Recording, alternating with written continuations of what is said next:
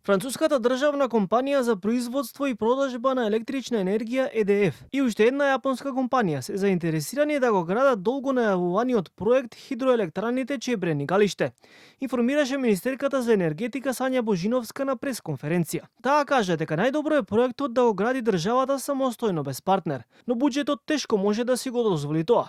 Мислам дека во следниот месец-два ќе имаме повеќе информации, меѓутоа се работи, како што знаете, буџетот не е во најдобра состојба, меѓутоа ќе видиме, сепак се работи за над 1 милиарда евра инвестиции.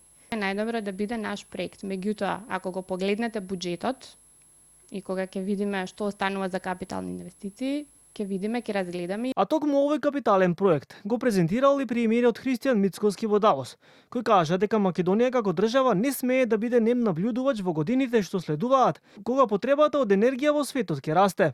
Инаку на денешната пресконференција, министерката Божиновска информираше за годишниот план за изградба на енергетски објекти за 2026 година, со кој најави дека се почнуваат големи инвестиции од над 5,7 милиарди евра во производство и складирање на електрична енергија. Со овој план овозможуваме реализација на 67 нови енергетски објекти за производство на електрична енергија, секој со моќност поголема или еднаква на 1 мегават. Фотонапонски електроцентрали. Одобрени се 59 проекти со моќност од над 3000 мегавати и вредност од 2,1 милиарда евра. Ветерни електроцентрали.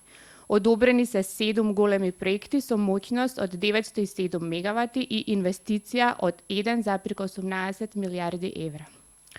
Когенеративна гасна електроцентрала, прифатен е еден клучен проект со капацитет од 495 мегавати, вреден 445 милиони евра, кој ќе биде исто така значаен за балансирање на системот.